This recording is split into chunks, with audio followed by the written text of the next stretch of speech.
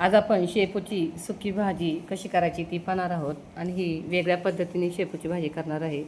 तर कोणत्याही प्रकारची डाळ न टाकता तर शेपूची भाजी पहिल्यांदा स्वच्छ धुवून घ्यायची आणि नंतर अशा पद्धतीने बारीक चिरून घ्यायची.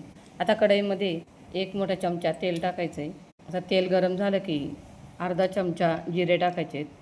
जिरे छान असे तडतडले की बारीक चिरलेला लसूण टाकायचा आहे. तरी ते मी 7 ते 8 लसणाच्या पाकळ्या घेतल्या होत्या. आणि आता हा लसूण हलकासा सोनेरी रंग येईपर्यंत परतून घ्यायचा आहे. तरी ते लसूण छान असा परतलेला आहे. आता यामध्ये मिरचीचा ठेचा टाकायचा आहे. तरी ते मी 3 हिरव्या मिरच्या, 7 ते 8 लसूण पाकळ्या आणि 1 चमचा जिरे हे वाटून घेतलं होतं. ते आता यामध्ये परतून घ्यायचं आहे. आता मिरची छान परतली आहे तर यामध्ये बारीक चिरलेला कांदा टाकायचा आहे.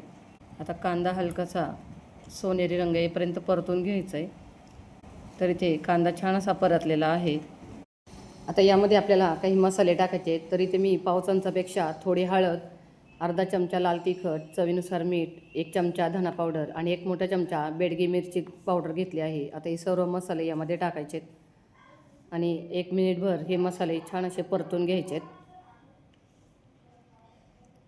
तरी ते मसाले छान परतले की यामध्ये अगदी थोडंसं पाणी टाकायचं आहे आणि आता हे सर्व व्यवस्थित मिक्स करून घ्यायचं आहे. तर पाणी व्यवस्थित मिक्स करून झाले यामध्ये आपण धुवून चिरून घेतलेली शेपूची भाजी टाकायची. आता ही भाजी व्यवस्थित मिक्स करून घ्यायची.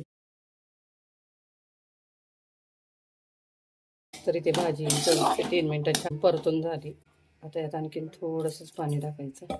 आता पाणी टाकल्यानंतर पुन्हा एकदा व्यवस्थित मिक्स करून घ्यायची. सर्व बाजूने एकसारखी करून घ्यायची.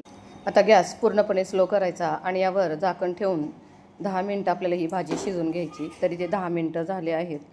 तरी ते पाहू शकता थोडंसं पाणी टाकल्यामुळे भाजी करपलीसुद्धा नाही आणि छान अशी शिजली आहे. आता यामध्ये जाडसर शेंगदाण्याचा कूट टाकायचा आहे.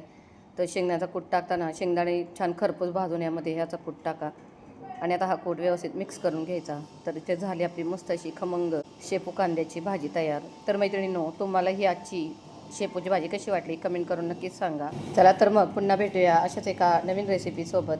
धन्यवाद.